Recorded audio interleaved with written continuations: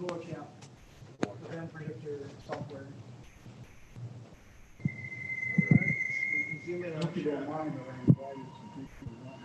Okay, guys, I guess we'll get ready or get started here. Like I said, my name is Chad, WE7CB, Vice President of the club.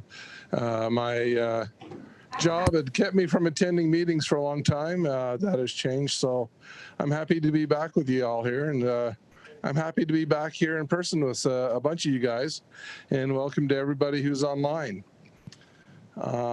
I don't think I have any announcements right off the bat, but we do have some announcements for those here in the building. So I'm going to turn this over to John so he can do that. Hello, everybody. My name is John Babb. I work for Central Utah Water Conservancy District, so that's how we got a lead on the room. Anyway, for those of you here in the building, a couple of things. Number one, if there's a fire, we have a fire exit over here to my right. The door you came in directly behind us, and we muster up, we gather at the far north corner of the parking lot straight out from the building, so we can get a head count on everybody. Also, there's bathrooms down these two halls, plus there's a couple of restrooms over there where you came in by the door. So anyway, let's have a good time. Thank you, Chad. Yeah, thanks to John for doing this building for us. This is actually a really nice building. I like this. It's I don't know if any of you guys got to see it from on the Zoom, but this is a very large room, and yeah, it's got some nice tables and chairs. So yeah, thank you, John. This works out great for us. And yeah, I'm on the video somewhere. I don't know where. Oh, there's the camera up there. So hello for those of you that don't recognize me. Is there anything else, No-G, to start with? I don't think there is. With that, I think we'll turn the time over to Jed. I think it was AG7KG. So he will have our presentation tonight on, I believe it was VOACAP. Okay, Jed, take it away. Okay, hello guys, studio here in South Jordan, Utah. Nice to be with you tonight. And you're free to ask questions if you like, but I am not easily able to watch the chat window while I'm presenting because I'm working off of 3 different screens here. So if you do have a question, you can pop in and ask a question, and I may ask a few, but be sure to please mute yourself after that so that we don't get a lot of disturbance, because when that happens, then it cuts off what I'll be talking about. So it just interferes a little bit. So again, appreciate the opportunity to be here. And I don't know, some of you tuned in a little later, but this background image is actually a photo I took up at field day. This is in an area, some of you may know the road between Francis, Utah, and that goes over the top to Hannah. This is just off of Wolf Creek Pass, so we're up nearly 10,000 feet, just so you know, some of you may know the area. So had a great time field day this year, and it was nice weather, and as you can see, a pretty nice sunset. So anyway, we're going to talk about propagation this evening, and to just begin, I'm going to show you some of the basic ideas and basic things that you need to know just to be familiar with propagation. Now, again, this is HF propagation, so I'll go ahead and get this running and get my screen shared. I know you'd really like to see my face during the presentation, but that doesn't work so well. Okay, so again, HF propagation. Some of you may be familiar with this, and others it may be a completely new subject, but so I will start kind of with, again, the basics. So with solar propagation, there are several key factors that we can talk about. First of all, we're talking primarily about one of the main factors is solar activity, and I'll explain more about that. And then another one is the solar cycle. Now currently, as some of you may or may not know, the solar cycle is a approximately 11-year cycle where the sun goes up and down in activity.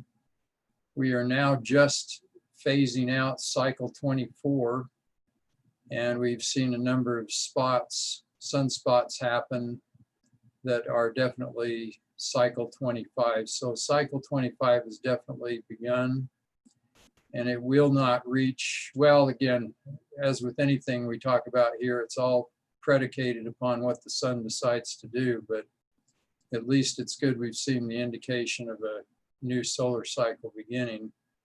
And it likely will not reach its pinnacle until, 5 or 6 years from now. So again, hopefully it'll be an upswing. Another one that, again, we talked about sunspots, and we'll review that more as we go.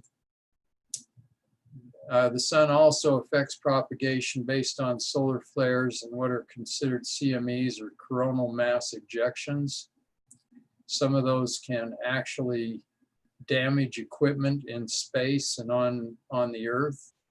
So this is one of the reasons why, even if you're not a ham radio operator or a radio operator at all, that it's important, because they watch this and keep an eye on what the sun is doing so that they can manage equipment and sometimes even shut it down or do things to minimize potential damage to equipment.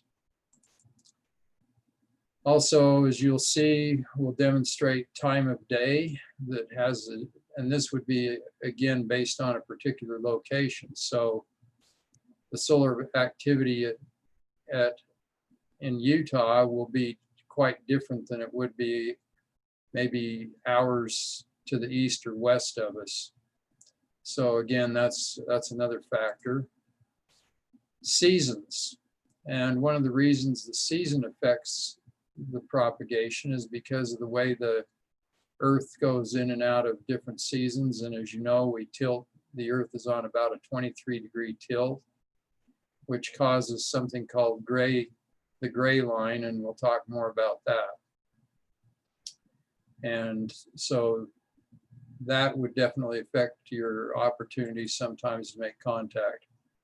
And then we'll also show you how frequency that you're operating on is going to be a factor, because different frequencies will interact with the Earth's ionosphere, and that's the various layers of the atmosphere that are around the Earth, and we'll go into more detail on that.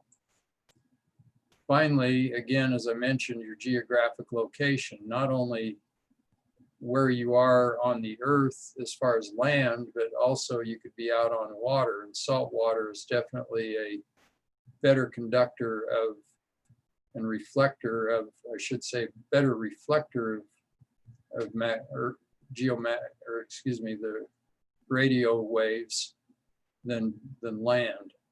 It's also a lot smoother, and relatively speaking. So that would also affect the way you can communicate around. So we're going to talk about the ionosphere now. And again, I'm not going to go into huge detail here, but the thing I want you to see is there's different layers of the Earth's ionosphere, and each one of these layers will be affected by the sun. It will also be a layer that may or may not allow us to reflect off of this, as we'll see in the next slide. So really what we're doing is, what I like to do is DX, or distance communication, and we rely heavily on the ionosphere. And it's basically like a reflector, so our signal bounces off of this ionosphere, and depending on where you are and the angle of your signal indicates, so you see the blue line up here may be what we call one hop. So it hits the ionosphere up at the top here and then comes back down to the person receiving. Other times, because of the way our signal is being generated, it may have to hop multiple times, or even based on distance. And so that will also affect how we can communicate. But again, most of what we're dealing with tonight is the ionosphere and how that helps us in our distant communications. I have a question. Sure, go ahead. So back on the previous slide with the hops and all that, does the amount of hops that the signal takes, does that affect the quality of the signal or no? Absolutely, it affects it in multiple ways. It affects the strength of the signal at the receiving station.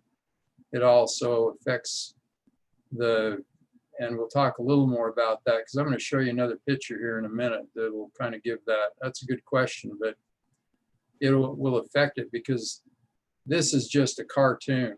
You know, what actually happens in real life, there are many other factors that affect the signal. And every time it hops, we lose power. And then the fact that it's traveling so far, that's, if you notice, if you were to say, okay, we're going to be exactly the same distance, look how much further that signal in the red had to actually travel with all the atmospheric interference that may be present. Definitely will have a dramatic effect on how the station on the other end receives you. So again, thank you for that question. Okay, and now one of the other things that we're talking about here tonight is the fact that some of these different layers, and this is where it comes into the fact that the particular frequency, the band that we're using, will be affected by the different layers. Some layers, as it shows in the red and the green, will go straight through the ionosphere. And so that doesn't work at all. And again, we will have further demos on that. But for example, the higher the frequency, the more apt it is to just go right through the ionosphere, especially now with lower solar activity. The ionosphere isn't charged nearly as much as it would be at the peak of the sunspot cycle. And so a lot of our higher frequencies, like 10, 12 meters, will just go straight through the ionosphere and will never return back to Earth. That's why right now lower frequencies like 40 and 80 and will actually reflect off the ionosphere and are better at different times of the day. So again, what I'm going to show you with this VOACAP, and I'll explain that more, this program that you can look at online, you'll see the effect of how this all comes into play. Okay, so any other questions on the basics here before we move too far on? Okay. Now, this is an actual map of the ionosphere. Now, as you've seen in these other cartoon type pictures, they make it all nice and pretty. It looks like a nice little rainbow over the Earth. This is what the ionosphere really looks like at a given time. And this, some of you may not be able to read this lower section, but CINDY stands for Coupled Ion Neutral Dynamics Investigation. And again, I only show this slide to show that it looks more like a mountain. It's not a nice, pretty little arc like we saw in the cartoons. And a couple of things they found that I thought was interesting that affect the way the ionosphere reacts to things, but I thought they found it was 100 degrees cooler than previous known before.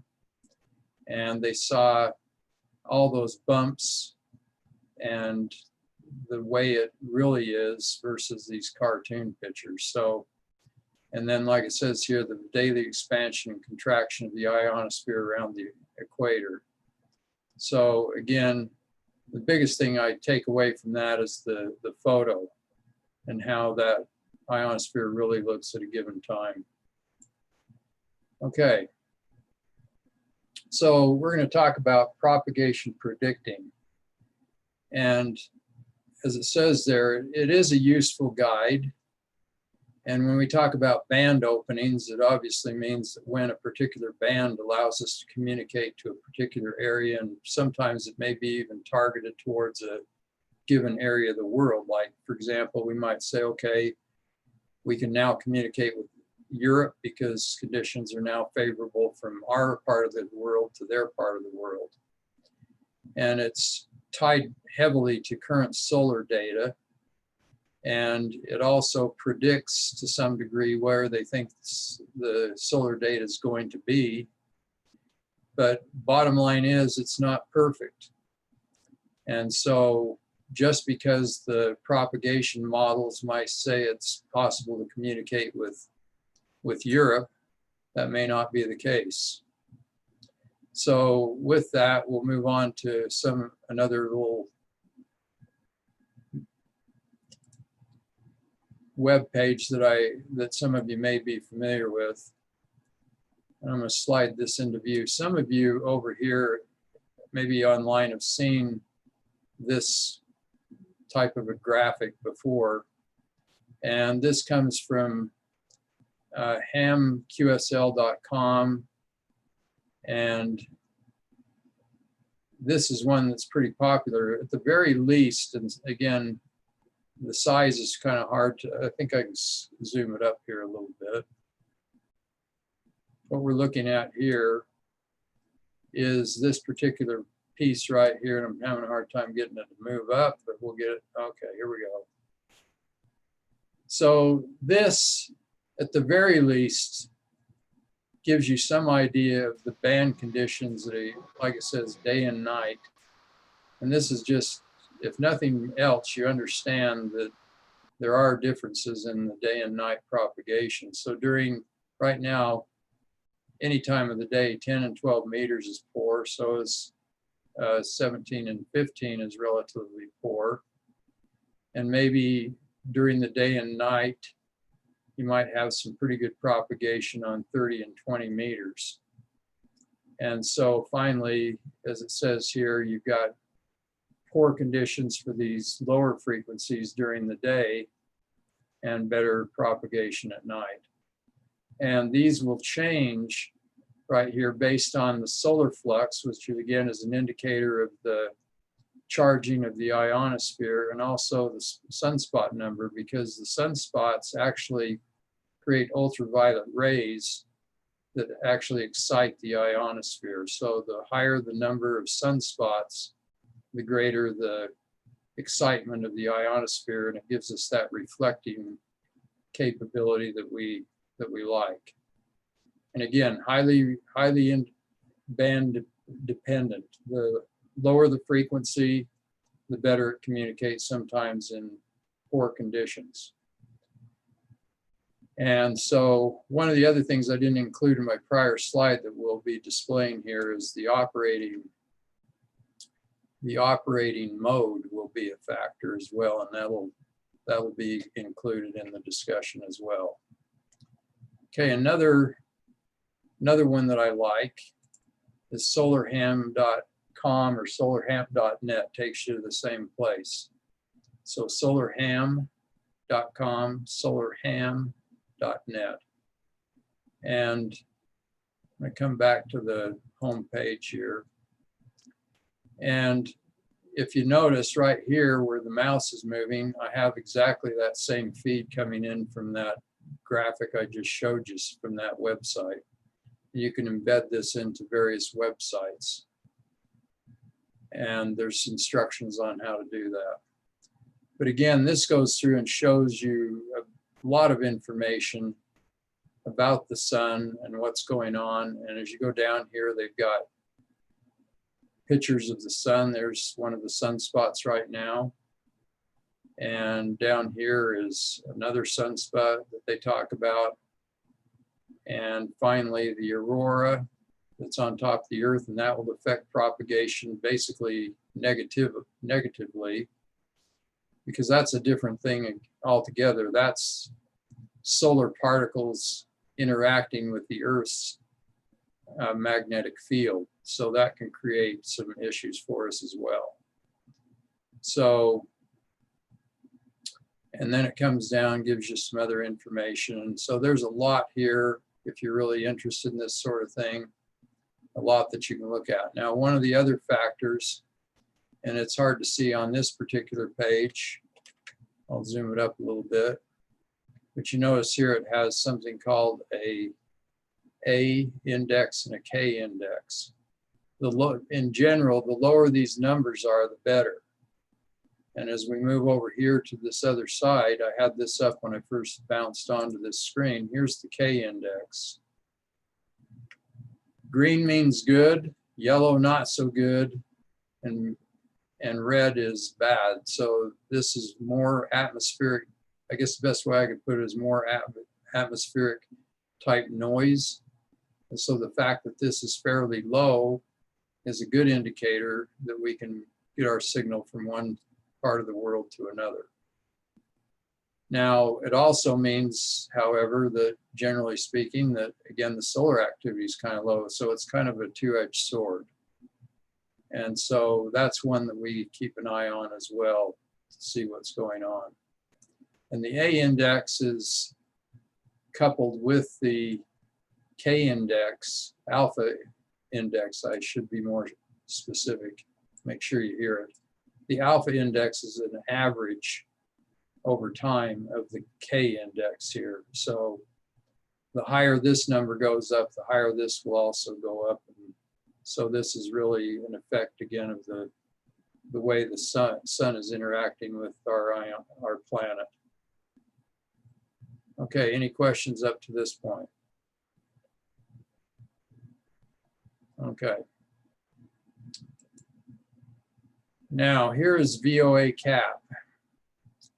And this is for Voice of America.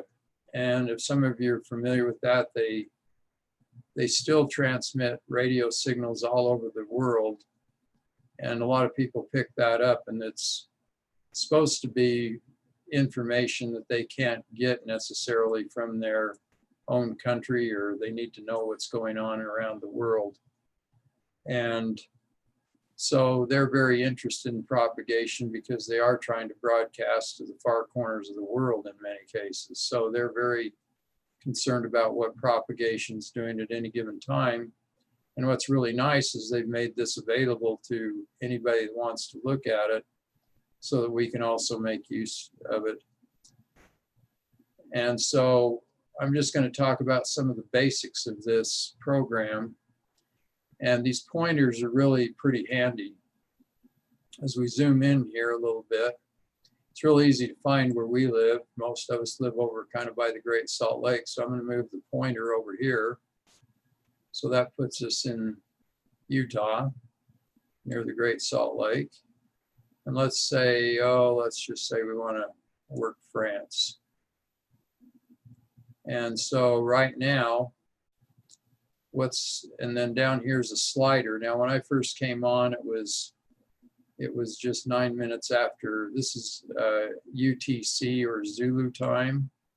So I could move the slider up a little bit. And as you can see, that time value changes, and it's right now just about 1. So we'll put it on 1 just for purposes of the discussion. It's really not super critical, but if you're looking at gray line, it can be. But gray line is obviously the terminator between daylight and nighttime at a given place around the world. So right now, it forms this big arch. And again, this is why there's a seasonal change. As the Earth tilts, this arch will not be as prominent in the northern hemisphere, and it will be more prominent in the southern hemisphere. So that's why the seasonal changes happen. And so that's another thing. Now, one other thing I'm going to point out, and again, this might be a little hard to see. I'll try to zoom in. Well, it doesn't change, unfortunately. These indicators up here, the top one is the mode. I'm going to change this to sideband. And I'm also going to change this to 100 watts. So unfortunately, like I say, it does not zoom that part in. It only zooms in the map. So anyway, as we look at that, Actually, I got to get that fixed. That only made it to 50 watts. So that would be probably an average station that someone might have. You can also go in and change the antenna types if you happen to know your particular antenna. Here's the transmitter type antennas. The top ones are 3-element Yagis, and then the bottom ones are dipoles, and they're up at a certain height. And of course, as we know, generally speaking, again, the higher we can get our antenna often makes it better for communication purposes. The settings are identical in this case for the receiving antenna. Unless you really knew the receiving antenna, I generally just leave these alone. So the purpose tonight is to really give you an indication of how the propagation changes and how the mode and the power that you're using will affect your ability to communicate. So right now I just hit that button again and it goes away. Okay, now let's see. So right now it's just almost 1 o'clock in the morning Zulu time, or UTC. And so as we can see, it's kind of almost in the middle of the night over here. And so I'm going to go ahead and bring up this prop chart. Now this is one style of prop chart. And you'll notice there's not a lot of color in here right now. That's because between our 2 points on the map, and I'm going to show that again, we're going from Utah over to Europe, and in particular right in the middle of France. And as soon as I click on this, you'll notice there's not much going on this particular time of day. And you can also go down here and shut off certain bands that you're not interested in. So each time I click on one of these, if it's something that's fairly visible, you'll see it disappear. And finally, I can just go along here and click them off and get rid of all of them. The unfortunate thing is when you click them off and you close this screen, they all come back again. So tonight, let's say we want to work 20 meters. Our chances of reaching France are relatively low. Now this is the percent over here of reliability of being able to reach that particular destination. So it starts at 0 and goes up to 100%. Over here, this is the UTC time. And over here right now, we're at basically 1 UTC. And so that's why it's very little chance that we're going to make that according to the predictions. Now, again, as I mentioned before, this is predictive. Your mileage may vary. You might say, just because something happened, there could be something that happens right now that affects the propagation. You might be able to work France much easier. But what I want to show also is how the power and other things affect that. So clear over here in the morning, around 1300 UTC, it starts to move up. And as you can see up here, it's about a 30% chance. And again, this is based on sideband, which is a wide bandwidth mode. It takes a lot of power to move your voice across the world. And it's only 100 watts. So now if I change this up to 1500 watts, which is legal limit. Now again, as soon as I change that, all the bands come back. So power definitely affects things. Here's 20 meters again, so you've just doubled your ability to make it to France on a phone communication or voice communication. I'm going to shut this back down to 100 watts, which is a more typical power. And again, we're down here around the 30% range. Now, some of you may be familiar with Morse code. It's a much narrower bandwidth. It gets through a lot of times when other modes don't work as well. So it's a great DXing mode. So all I'm going to do is go from sideband to Morse code. And look what happens. Anybody see an incentive for learning Morse code? So right now, you not only went up, this is again 100 watts to Europe. You went, this is more power to you than it was to go on voice with 1500 watts. So instead of 60%, you're up here around 75% now at certain times of the day. Okay, any questions up to this point? Some of you are familiar now with FT8. Why is this so popular? Well, you're about to see. That went up again. Is that it? Yep, that's it. Okay, what is the website for that? Okay, it's voacap.com. That's simple. Okay, great. Okay, thank you. Okay. One more question, Jed, for you, pertaining a little bit more to some of the previous screens. Are they from a particular point of view or a particular advantage or perspective, or is that just kind of an average for some of those solar predictions and stuff? I saw it had Colorado address on it and things like that. I was just kind of wondering about that.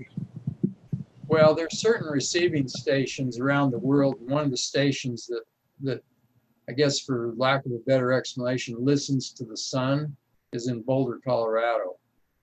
So there aren't listening stations for some of the atmospheric, well, let me put it this way. Some of you are familiar with the old AM and how at night you could maybe listen. In fact, when I lived in California, I used to listen to KSL AM quite often when I was driving up and down the California coast.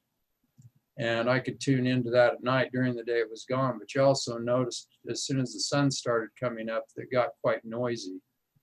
And so that's the sort of thing that the stations are listening to. They take measurements and they can tell solar activity.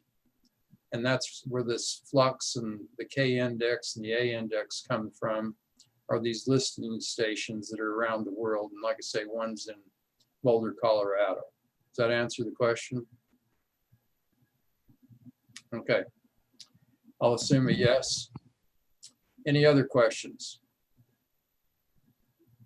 Okay, so again, I have to emphasize again, this is predictive. This is based on where they think the solar activity is going to be on a given day and time. It's not absolute. And there's many times that we either are disappointed or we find out that these are not going to, in other words, we can actually communicate when this would suggest we couldn't. So now I'm going to move to another chart, and this gives you another view. So this again is all of the ham bands that we're generally interested in. This is 80 through 10 meters.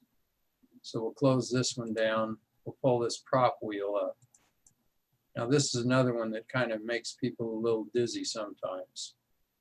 Down along the bottom is 0%, up at the top in the red is 100%. Again, this is the reliability of a particular signal making it to another destination on any given day and time.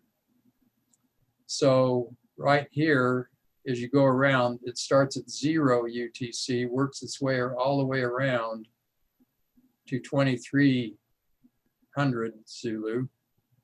And so this is all the times of the day around the outside circle.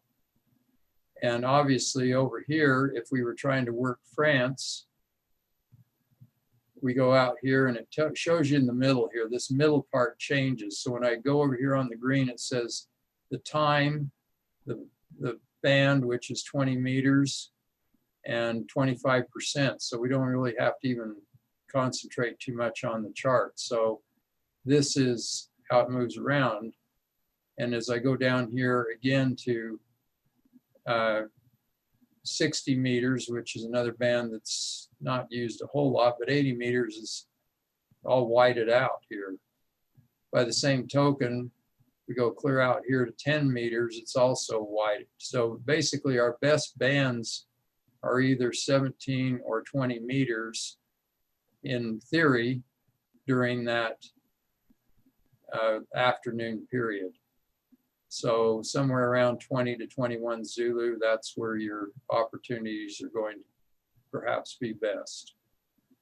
Now, again, let's change this from phone, move to CW, and the colors all of a sudden jump out a little more. So here we have other bands now that start coming into play. And all we did was change mode. Antennas are the same, propagation prediction's the same. We've simply changed to CW, which is a much narrower band and gets through. Now, Question. yes. So you're right. This is kind of giving me a head spin.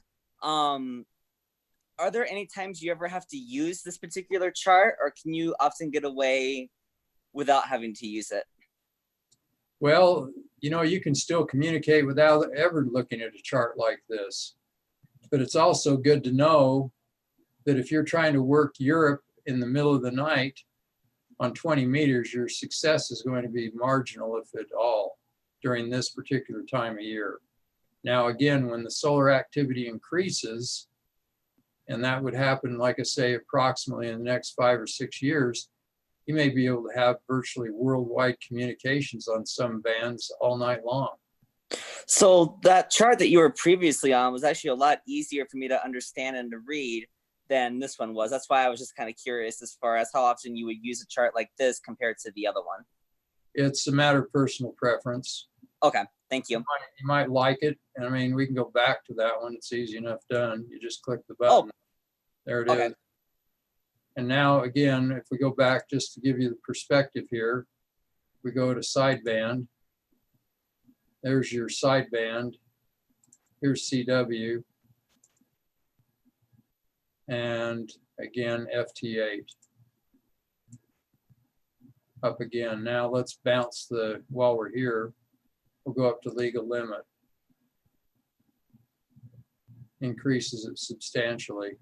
This is why, if some of you are aware of FT8 or have heard about, this is why it's kind of taken over, because not only did it come out when we were at the transition between two solar cycles, which is at the bottom, very limited solar activity, and it also hit when a lot of people, this COVID thing's also changed a lot of habits. So again, it's become extremely popular for that very reason. So yeah, if this chart's easier for you, and again, you can start turning off different bands that you don't care about. So I'm just turning off everything except for 80 and 20 meters. So there you see. Now here's again a great example of a transition between daytime hours and then coming into the night. Or excuse me, I'm backwards. This is getting into the night, so 80 meters goes up. And here is the daytime, where now 20 meters becomes more active. Obviously, the sun is overhead and it's charging the atmosphere. And it only is charged while the sun, again, during this time, the sun charges it more than it does when it's on the other side of the earth. Okay. Now, this is just one aspect, but again, the main thing I want you to see is how things change based on time of day and also the band and power that you're using. Hey, Jed. Yes. Hey, Noji here. Just a quick question. And one of the things that I struggle with is, so this seems like a really good tool to find out what's happening across the world and how the conditions are to get around, you know, across the pond and everything. What I struggle with is local communication. So how can I use this for like NVIS prediction? NVIS? NVIS, is that what you're asking? Affirmative. Okay. Yeah, it's going to be kind of hard to put these pointers that close, but you can move it over here like Midwest. I can tell you from experience, if you're not hitting Midwest on 20 meters during the day, and I'm kind of moving that around the Midwest of the United States, that you might as well put your radio away. There's something going on, because either your radio's broken or there's something happened on the sun that's wiped out communications. And that comes back to these flares and coronal mass ejections sometimes can actually turn off. And as it were, one time I was on the radio and I was actually listening to some distant stations, and it was like somebody turned off the light switch. We had a flare that hit, and it took about I'd say probably about an hour for the bands to recover somewhat. And so it literally just wiped out communications as far as the ionosphere is concerned. Again, Noji, to answer that question, you can go up here and set your locations, but NVIS would be a little bit tough to deal with here. But there is another map that I'll show you here in a minute. But again, yeah, you can pick some, just for fun, we're going to pick Florida, for example. I'll just set it down here on Florida. And then we'll show the same chart. So I'm going to go back to sideband, go back to 100 watts, and show that chart. Lots of activity. So you got a pretty good chance of working somewhere in the United States by doing that. But I don't know how reliable any of this would be, Noji, for NVIS, because you are going straight up, and generally I found that 40 and 80 meters are often your best shots there. A lot of times, even if, I don't know, I've really not done NVIS on higher frequencies. I mostly know that 80 and 40 are pretty good locally. And I would say even during the day, some of you might be familiar with the Beehive net. That's on 80 meters, and all these guys get on there at noontime, our time, and they get on and they communicate all around the area on 80 meters. So even 80 meters is fairly good during the day at noon. And I would say that probably happens most days as well, because they get on every day. Well, I don't know about every day, I think at least the weekdays. So anyway, but that's Florida. And sometimes another thing that you might not be aware of on some of these other bands, it's extremely hard to work maybe Wyoming and Idaho and Colorado right around more of our local area here. This area right here may be very difficult for us to work on higher frequencies because of that skip we showed. Sometimes our signal is bouncing off the ionosphere and coming back down clear over here in the Midwest and going right over the top of Denver, places like that. Okay, can you elaborate a little bit more that, on that? Again, I can't speak a whole lot to NVIS, Noji, but this other map that I'll show here in a minute should give you some indication. Noji, how much time we got here? It's about 1/4 now. Can you elaborate a little more sum this up on how the solar flare impacts the ionosphere? Maybe he'll bounce in and tell me, but anyway. So He's not hearing me. From here, I just wanted to show this other coverage map. And this goes back to MUF, with maximum usable frequency. Did you hear the question a minute ago? Takes a minute to generate.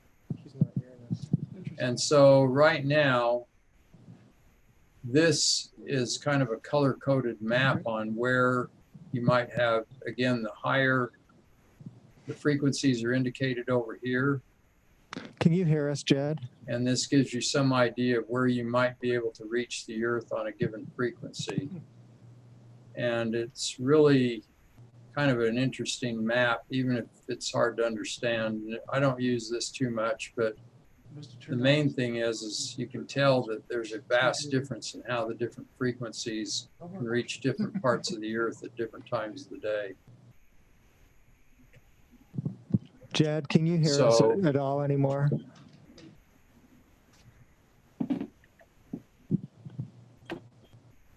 I sound, make sure that I reset. Can you hear us at all, Jed?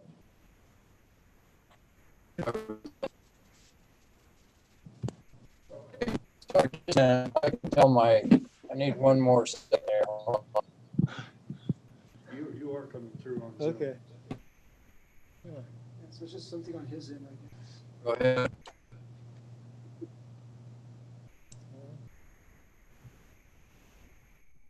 Okay, was there a question there?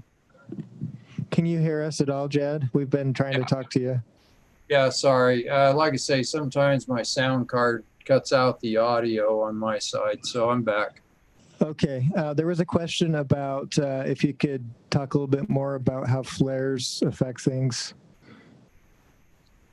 Well, yeah, what the What does it do in the ionosphere? Well, it doesn't do so much as in the ionosphere as it just completely charges the atmosphere to the point that our signals can't go anywhere. I mean, it eventually what'll happen, as I mentioned, when the ionosphere, and I don't remember which one it was, I think it was a flare that hit. I mean, it just shut the communications right off. But because it overexcited the ionosphere, so that when our signals basically just got absorbed into the ionosphere, or there was so much activity that they just basically disappeared. And about an hour later, that same activity charged the ionosphere, so the band conditions, once they recovered, became even better. But again, those sorts of things can damage equipment, and especially our spacecraft out in that aren't protected by the Earth's atmosphere or as much by the Earth's magnetic field. So basically, they're very vulnerable. So hopefully that answers the question. No. That's okay. Okay, any other questions? I think a little off topic. Okay. Tell me you got 20 minutes. Oh, Noji says you still have 20 minutes.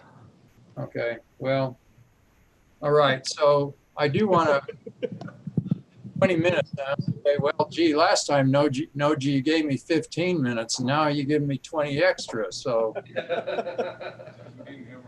anyway, but I do want to entertain some other questions. Something else I could show, but I'm just curious. I wish this was more interactive. I wish I could have raises of hands and get some ideas on what people are doing, but with doing it this way, it's kind of hard to tell what's going on out there. But again, if there's something, I've got one other question, if I could. Sure. Earlier at the very beginning of the presentation, you noted some factors regarding the solar cycle and the sunspot cycle. Is there a difference between the solar cycle and the sunspot cycle? And if so, what is the difference? Well, sorry, they're kind of interchangeable. Again, the solar, technically the sunspots increase as the solar, okay, let me back up. As I said, we're transitioning between cycle 24 and cycle 25, and those are approximately 11-year cycles. So every year, every 11 years, we have a new solar cycle begin. The indication of that transition is when they start seeing different magnetic polarity sunspots on the sun's surface. So they can identify that this is a 24, and they can identify one that's a 25. And as we transition further into that, let's say cycle 25, another 5 or 6 years down the road, the sunspot activity will increase, which will increase the solar activity and propagation. So thank you for that question. Hopefully that clears it up. Yes, thank you. Okay, other questions?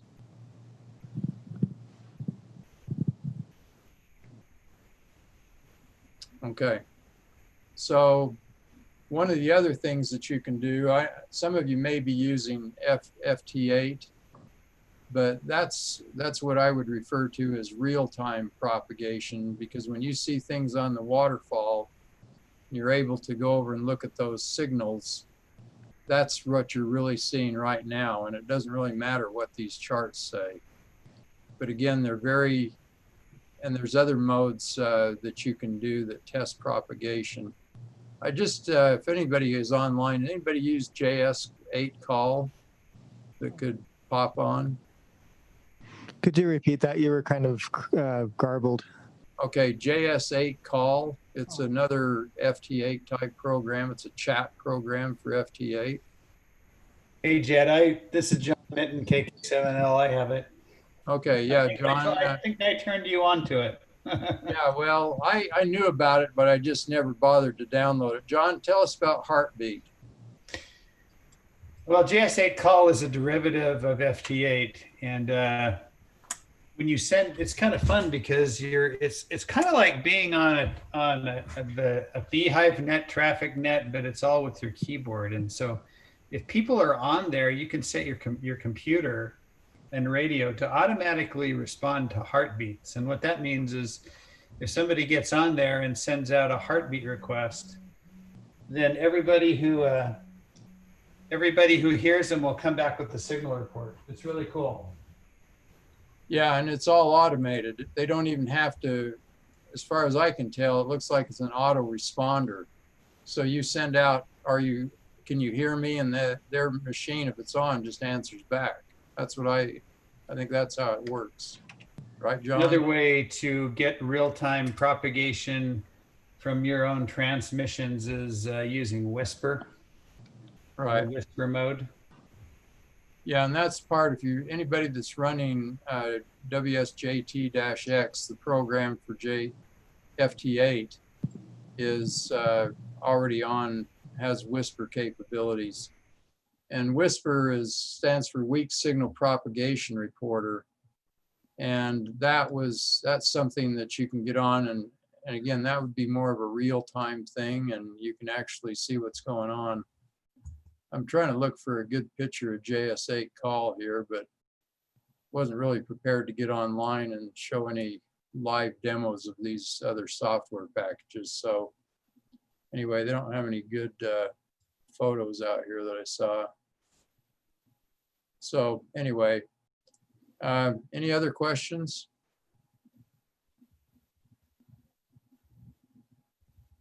Everybody awake?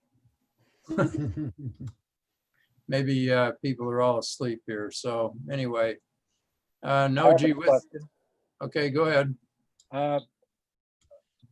Being on the radio on HF and on the different bands, you hear people talking about the solar cycle and when the bottom of that solar cycle is. If you listen to them, it's now about 14, 15 years long. Is there any way other than what I noticed that you said there's indications that we're coming out of it, but is there someone that creates a graph or something that shows that?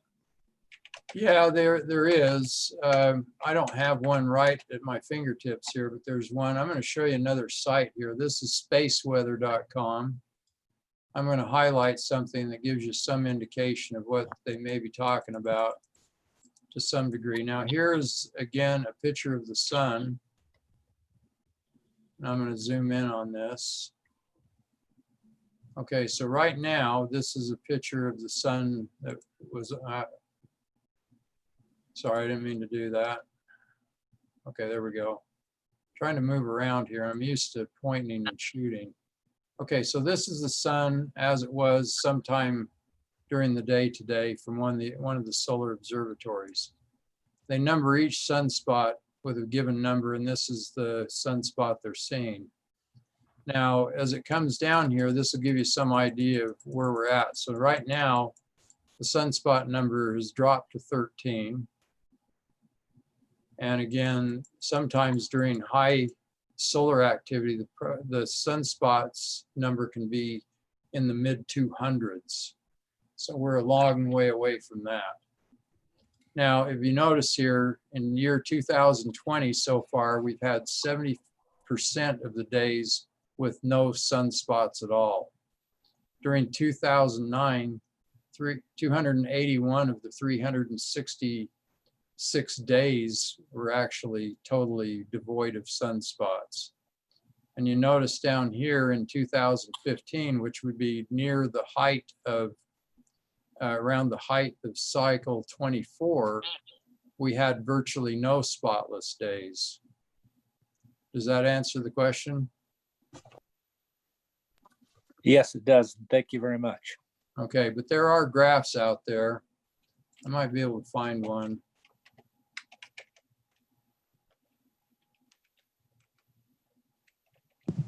Noji suggested qrz.com. Well, there's plenty of them out here. Yeah. So let's just pull one up and see if we can get lucky here. Okay, here's one that will give you an indication of what the cycles have looked like. And I'll zoom in on this. So as you can see, here we are, and some of this is a little hazy, but right here is 1985, clear over here on the left. In the middle of about 1990 was the height of cycle 22. Now look how much higher. This is actual numbers here because it's already happened.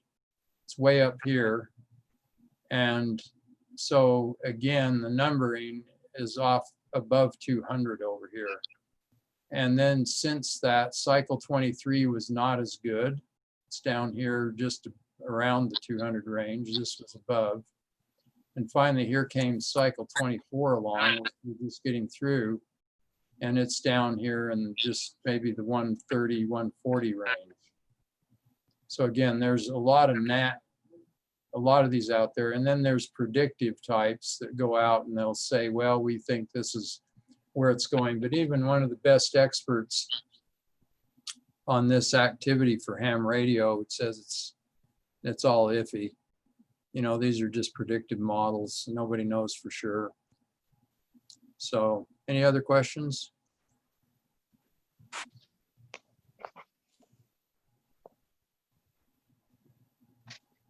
Well, Noji, I may be passing it back to you now. So anyway, if there are no further questions, we'll go ahead and call it an evening here. So, oh, hey, one more, Noji. I just found one here that might be good.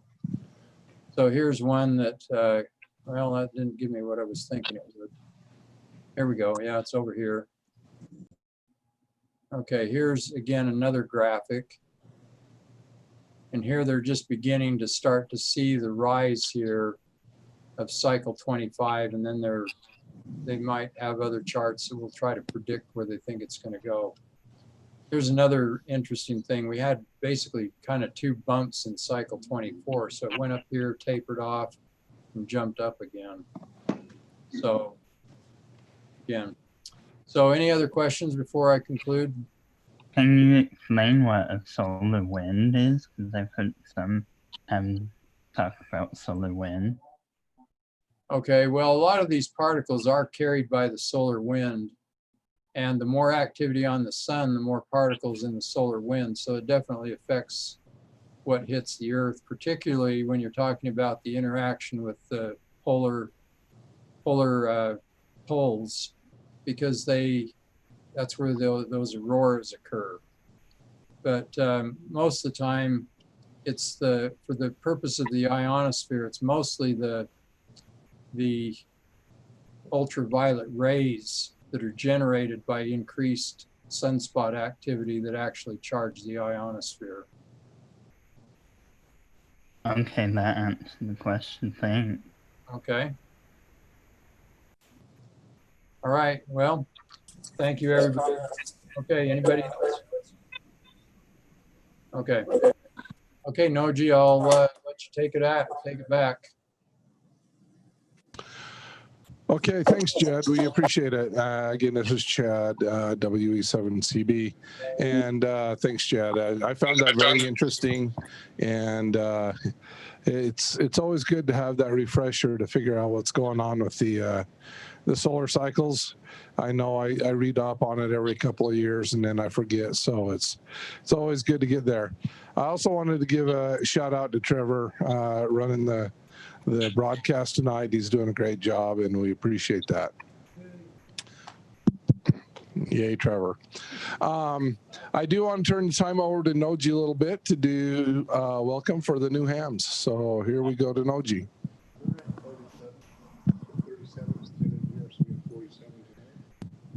All right, let's see if I can pull this up actually. I did it earlier. I had it up, and I think there they are. Okay, it's the very tiny screen. Oh, I'm not gonna blow it up. It's so let's see. So we have Brett Wolfenden, Jeff Redden, Sheldon Miner, Neil Harmon, Bryce Anderson, not our Bryce Anderson, but another one, Eric Crawford, who we just saw on the video just a second ago. Yay, Eric, congratulations. And Evan Harmon, Jeremy Nichols, Jeff Parks, Landon Rencher, Mark Rice, I think he joined us too tonight. Hello, Mark. Brian Ridge, David Teams, Keldon Priest, Eric Brown, Samuel Capel.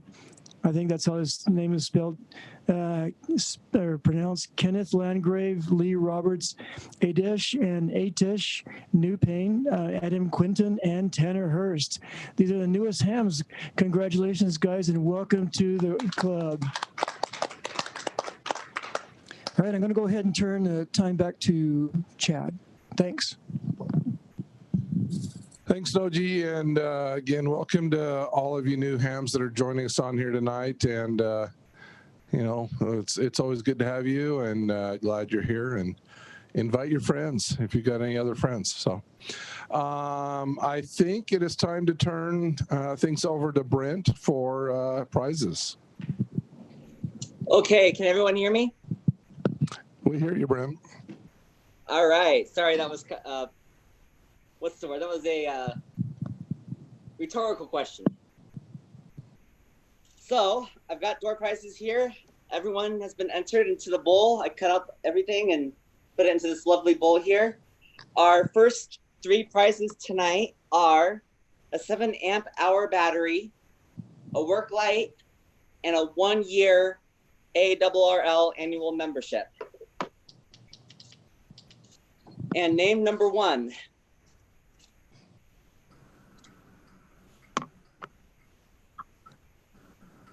One, 2, 6, 8.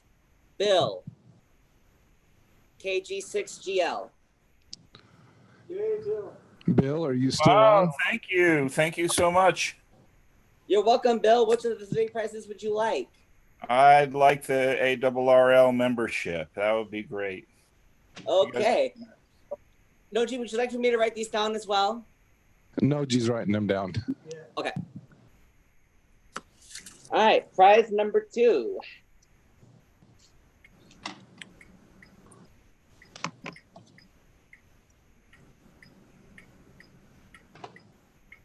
Aw, man. Can I redraw? 1, 2, 1, 3. Carl.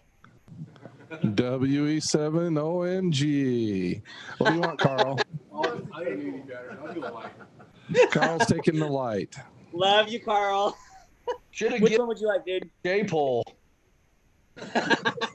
Yeah, he wants the J-pole. Okay, so we've got the 7 amp hour battery or the work light. He took the light. Okay. So the last one up is the 7 amp hour battery.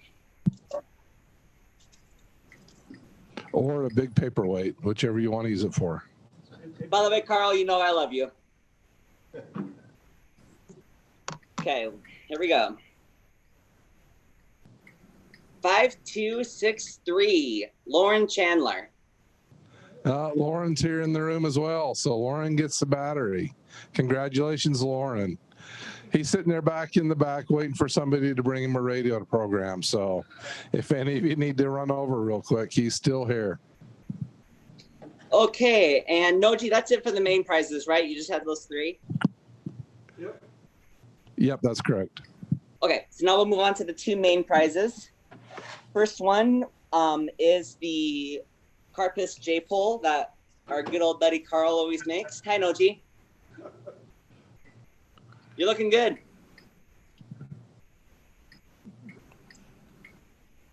You don't look like you have COVID. Not today. Yeah. That's his bib. It's not a space. That's true. Hey, Trevor. Yeah. Am I your favorite person?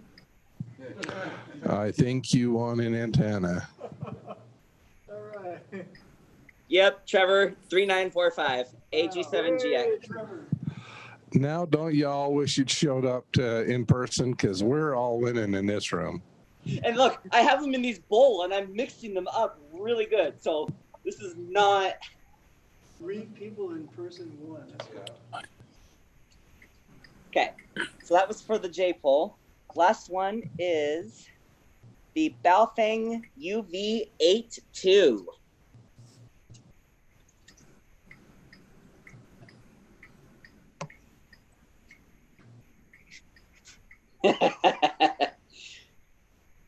Seven, 777, John. John, see, I told you guys needed to show up tonight, because Well, John's actually, here in the to that room as person well. who chose the 6666, no good ever comes from those numbers. Just saying. Okay, thanks, Brent. Thanks for doing that for us, and congratulations to everybody who won. Congratulations. Hey, Noji, I'm going to take a picture of the prize winners and then send them over to you in case you end up losing them. He wrote it all down, and he gave all of the prizes away already except for one, so I don't think he's going to have a problem. Okay, perfect. Yep. All right, Noji, do we have anything else for tonight? Okay, guys, unless anybody wants to shout something out, I think we're done for the night. Thanks so much to everybody who came. Thanks so much for Chad for conducting. All right, thanks, everybody, and we'll see you in a month. And Next month is election day. oh, next month is election day. Do you know where we're going to do it? Okay. Oh, yeah. Club elections. Yeah. So, yeah, we'll get you some more information about where that will be held. So if you're interested in a position in the club, get with one of the leadership and let us know, and we'll get you on there. Any other questions?